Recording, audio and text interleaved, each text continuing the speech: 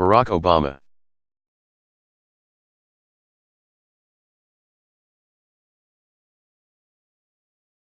University of Cape Town address.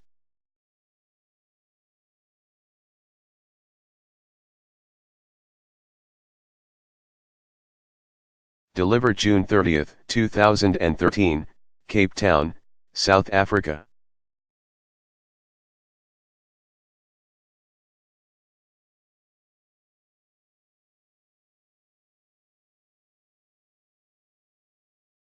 President Obama, thank you.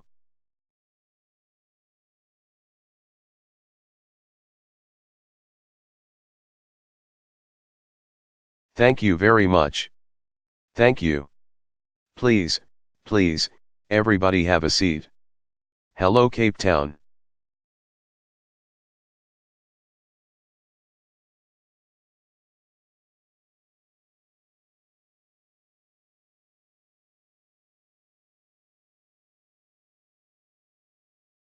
Audience, hello.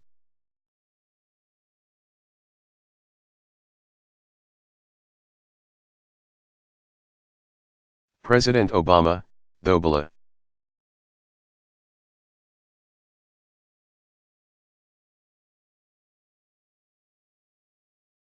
Mulvini. Sani Bona. Dumalang. Andat. Reperil.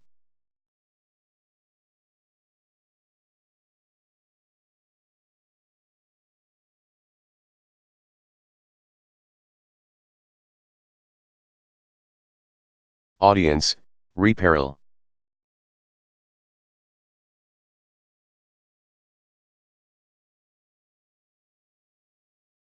President Obama, see, I've been practicing.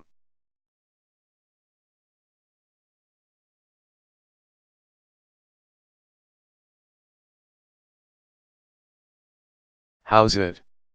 Did I leave anybody out? Alright, well, I didn't want to leave anybody out here.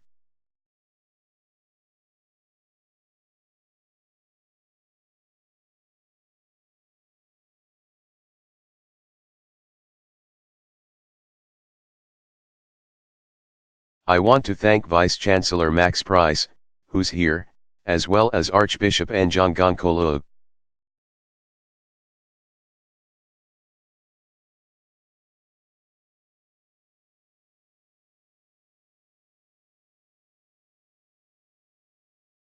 It's wonderful to have them in attendance.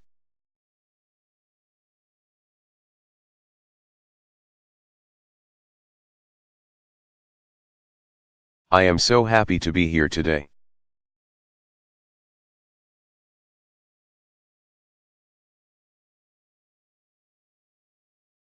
It is wonderful to see all of these outstanding young people.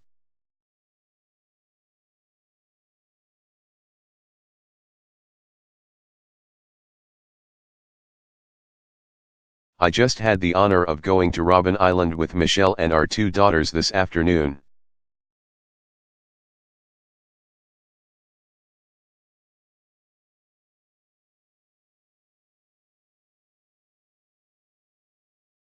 And this was my second time.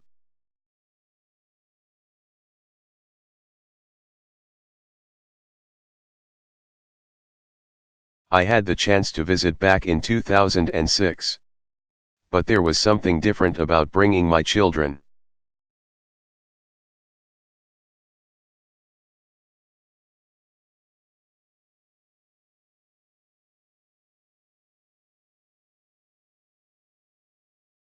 And Malia is now 15, Sasha is 12, and seeing them stand within the walls that once surrounded Nelson Mandela.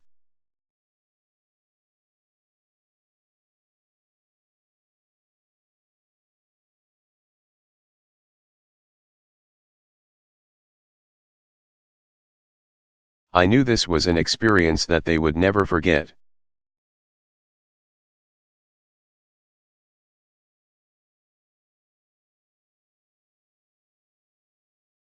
I knew that they now appreciated a little bit more the sacrifices that Madiba and others had made for freedom.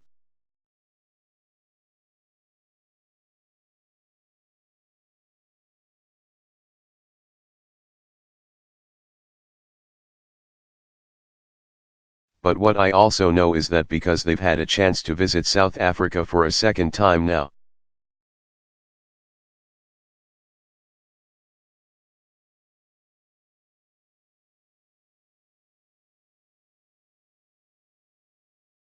They also understand that Mandela's spirit could never be imprisoned, for his legacy is here for all to see.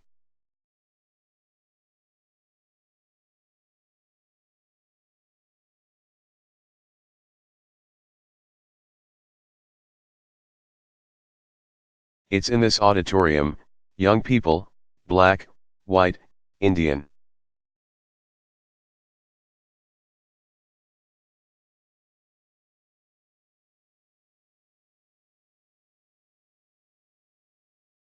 Everything in between, living and learning together in a South Africa that is free and at peace.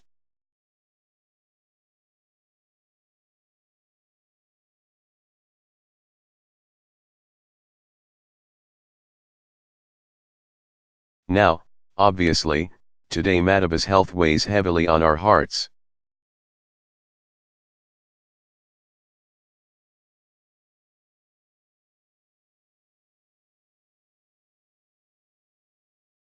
And like billions all over the world, I and the American people have drawn.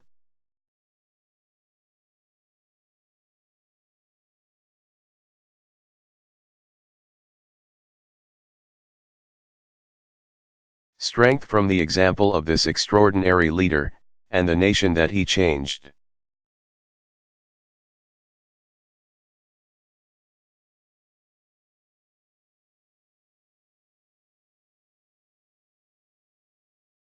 Nelson Mandela showed us that one man's courage can move the world.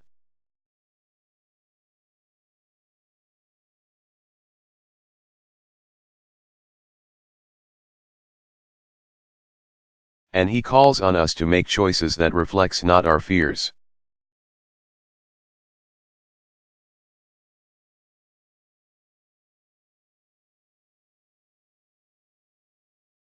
But our hopes in our own lives, and in the lives of our communities and our countries.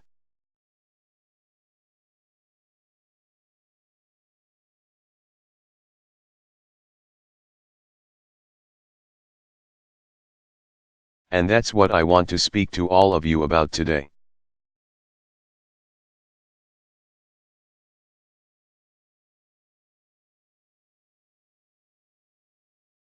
Some of you may be aware of this, but I actually took my first step into political life because of South Africa.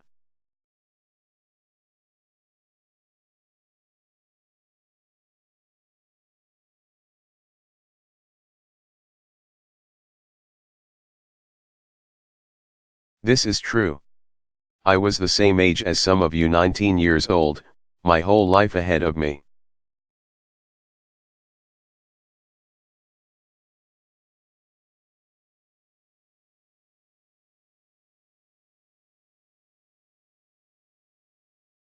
I was going to school on a campus in California, not quite as pretty as this one but similar.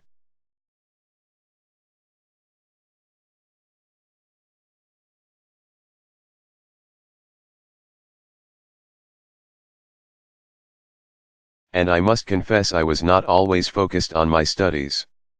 There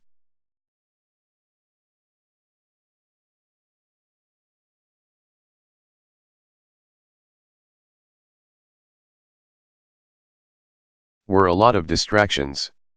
And I enjoyed those distractions.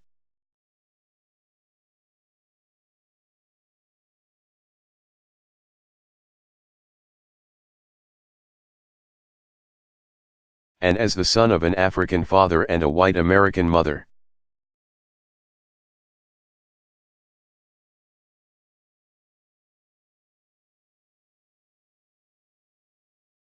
the diversity of America was in my blood, but I had never cared much for politics.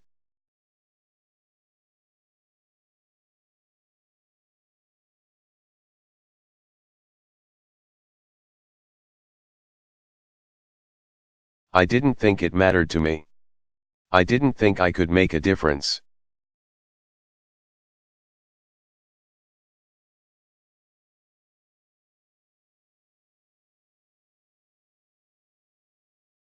and like many young people, I thought that cynicism is certain.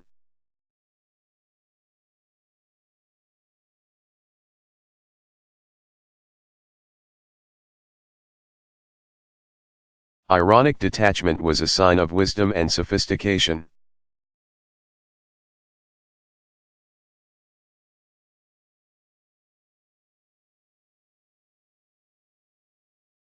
But then I learned what was happening here in South Africa.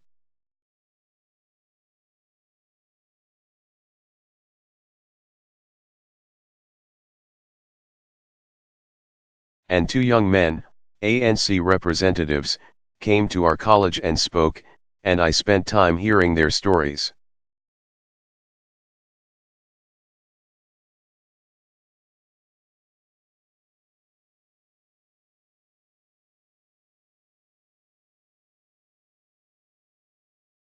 And I learned about the courage of those who waged the defiance campaign.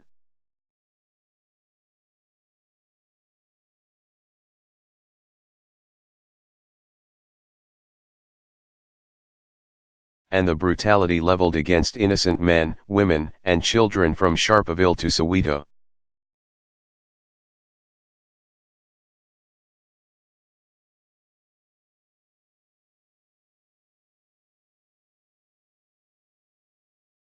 And I studied the leadership of Luthuli, and the words of Biko, and the example of Madiba.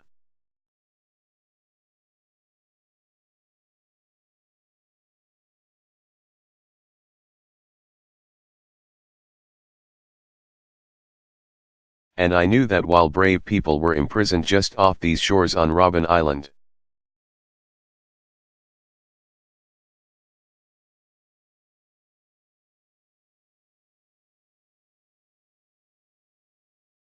my own government in the United States was not standing on their side.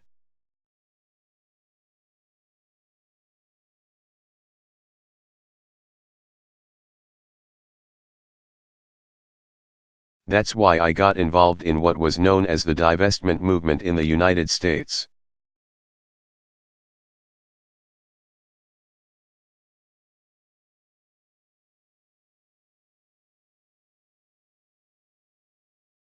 It was the first time I ever attached myself to a cause.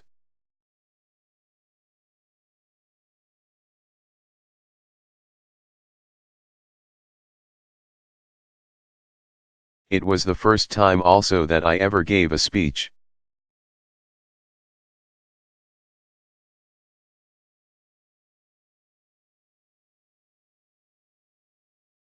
It was only 2 minutes long and I was really just a warm-up act at a rally.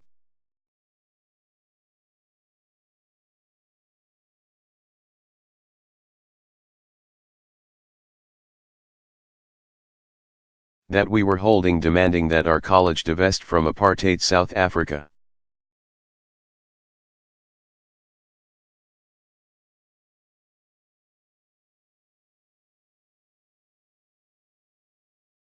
So I got up on stage, I started making my speech, and then, as a bit of political theater,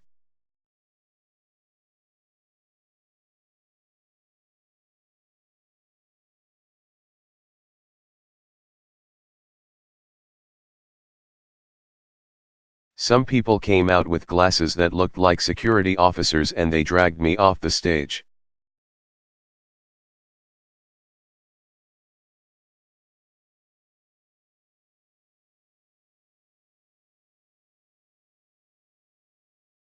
Fortunately, there are no records of this speech.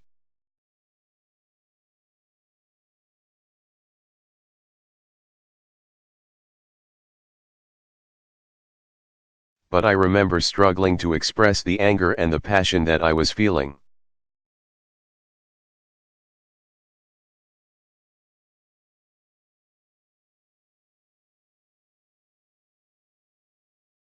And to echo in some small way the moral clarity of freedom fighters an ocean away.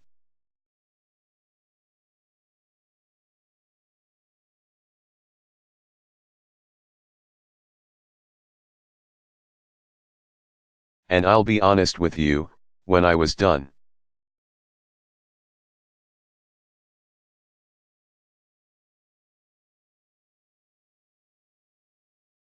I did not think I'd made any difference. I was even a little embarrassed.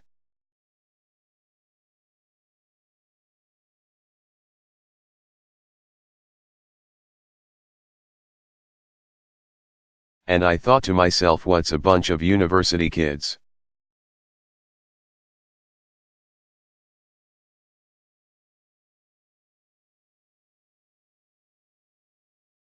doing in California that is somehow going to make a difference?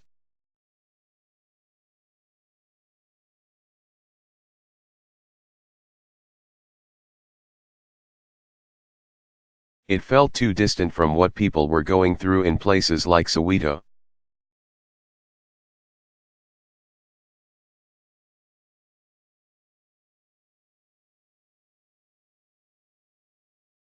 But looking back, as I look at that 19-year-old young man,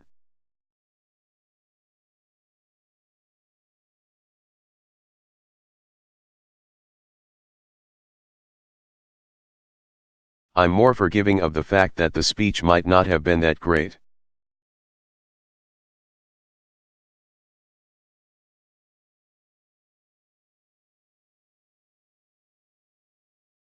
Because I know now that something inside me was stirring at that time, something important.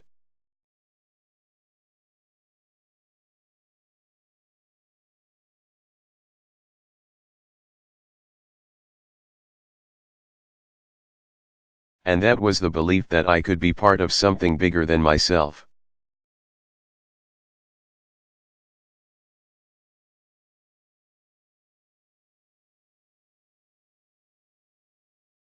That my own salvation was bound up with those of others.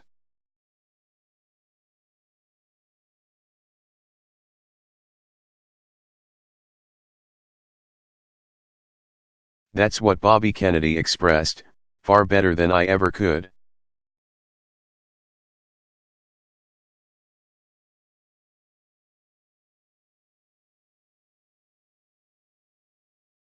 When he spoke here at the University of Cape Town in 1966. He said, "Each time a man stands up for an ideal,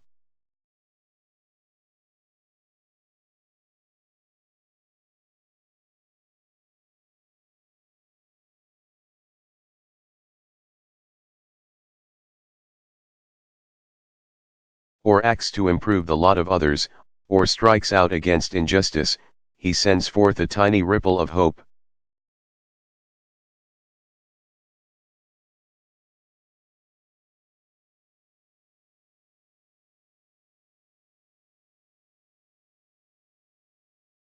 And crossing each other from a million different centers of energy and daring.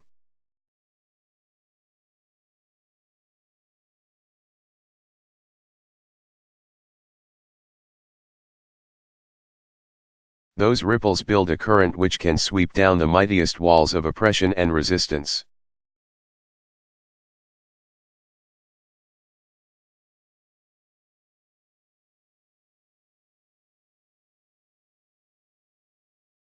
Now, the world was very different on that June day in 1966 when Bobby Kennedy spoke those words.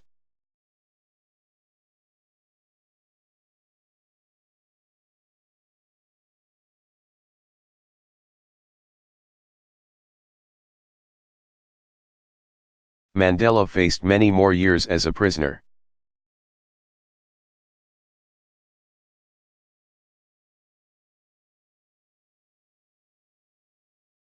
Apartheid was entrenched in this land.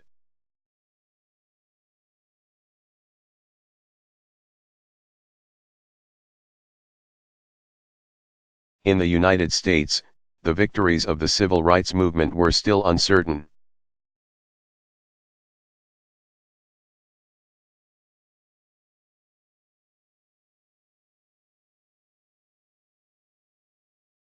In fact, on the very day that Kennedy spoke here, the American civil rights leader,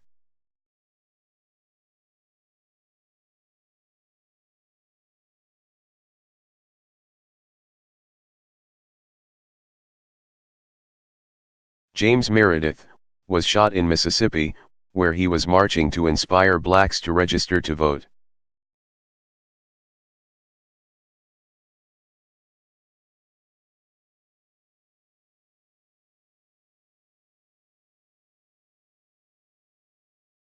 Those were difficult, troubled, trying times.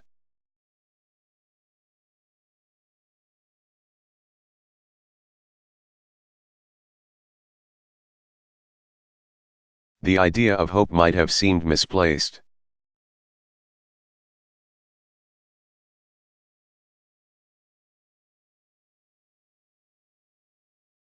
It would have seemed inconceivable to people at that time that less than 50 years later,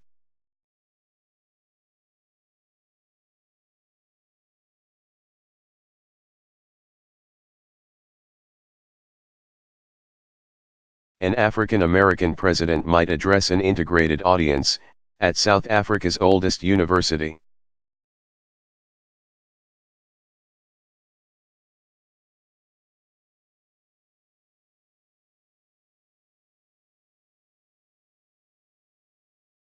And that this same university would have conferred an honorary degree to a president, Nelson Mandela.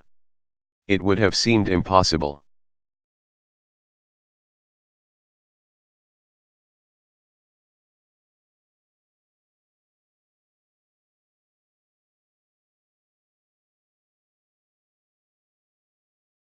That's the power that comes from acting on our ideals.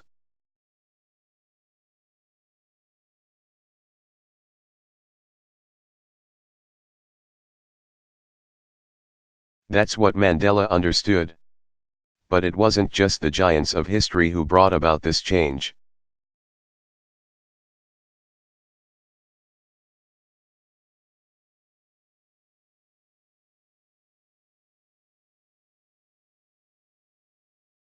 Think of the many millions of acts of conscience that were part of that effort.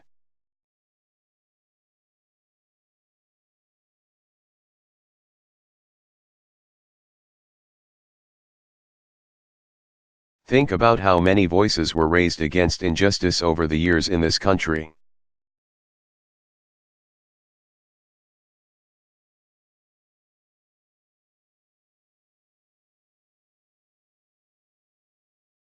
In the United States, around the world.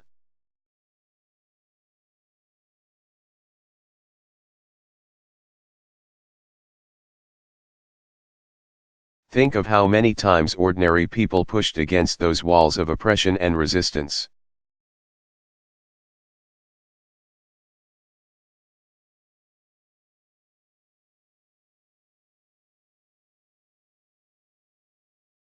And the violence and the indignities that they suffered, the quiet courage that they sustained.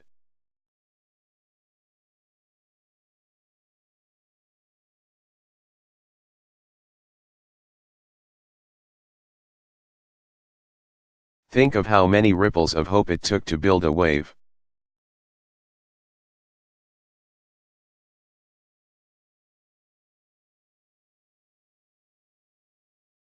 That would eventually come crashing down like a mighty stream.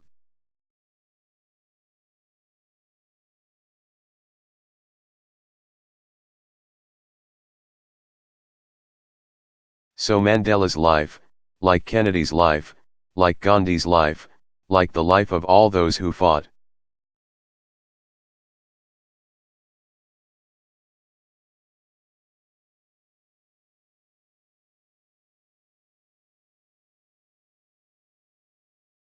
to bring about a new South Africa or a more just America, they stand as a challenge to me.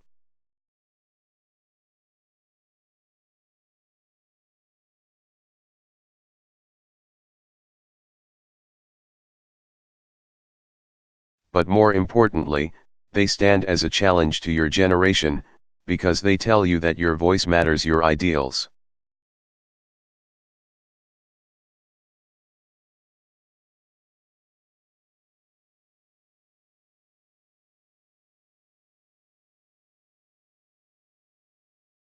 Your willingness to act on those ideals, your choices can make a difference.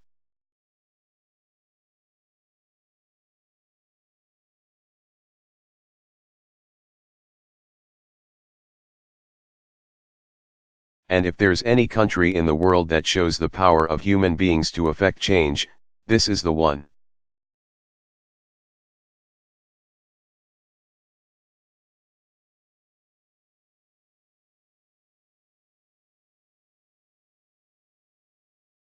You've shown us how a prisoner can become a president.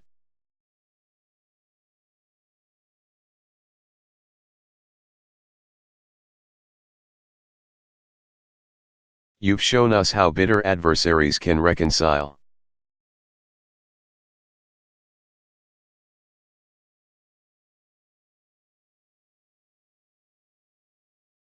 You've confronted crimes of hatred and intolerance with truth and love.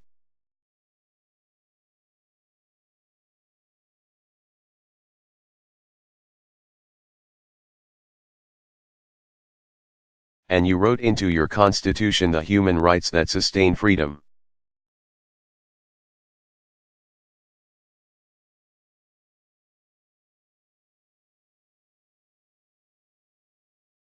And those are only the most publicized aspects of South Africa's transformation.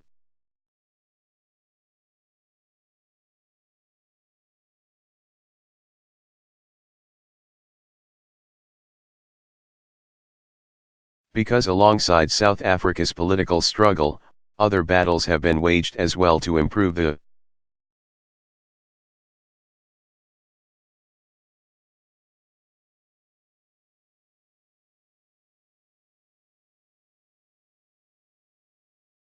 lives of those who for far too long have been denied economic opportunity and social justice.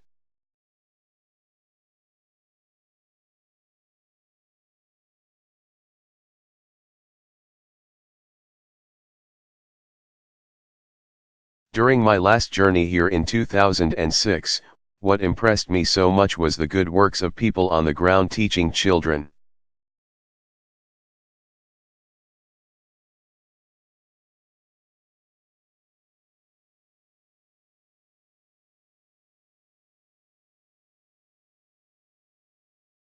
Caring for the sick, bringing jobs to those in need.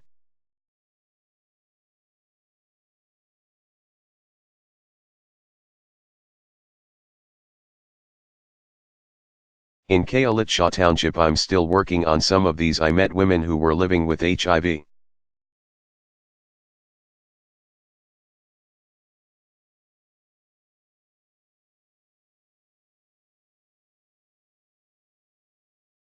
And this is at a time back in 2006, where there were still some challenges.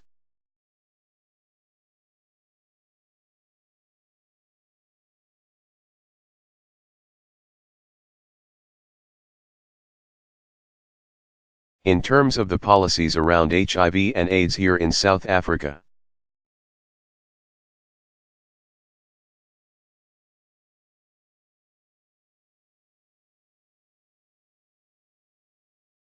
But they were on the ground, struggling to keep their families together, helping each other.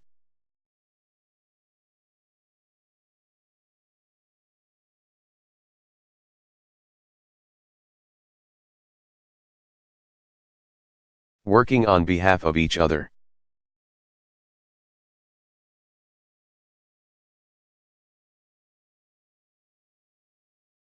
In Soweto, I met people who were striving to carry forward the legacy of Hector Pietersen.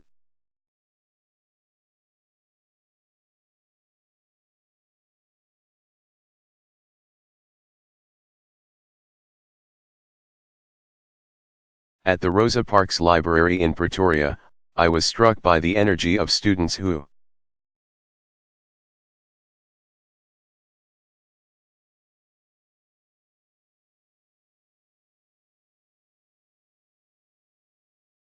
they wanted to capture this moment of promise for South Africa.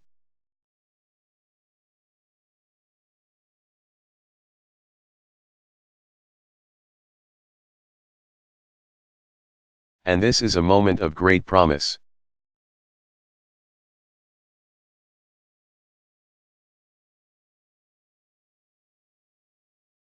South Africa is one of the world's economic centers.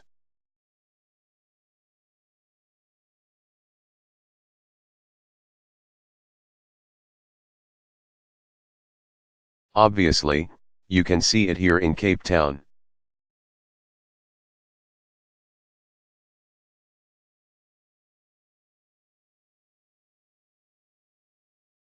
in the country that saw the first human heart transplant.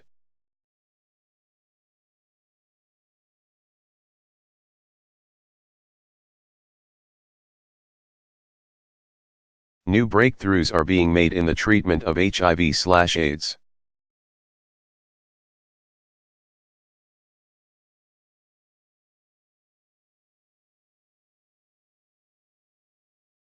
I was just talking to your Vice-Chancellor.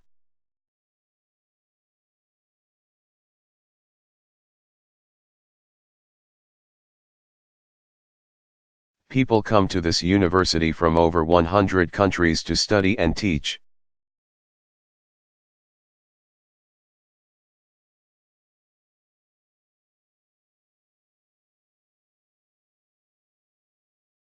In America, we see the reach of your culture from freshly ground concerts.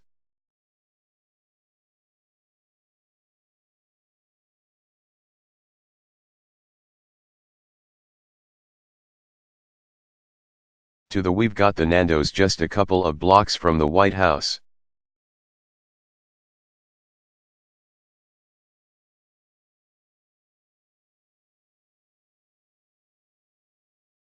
And thanks to the first World Cup ever held on this continent, the world now knows the sound of the vuvuzela.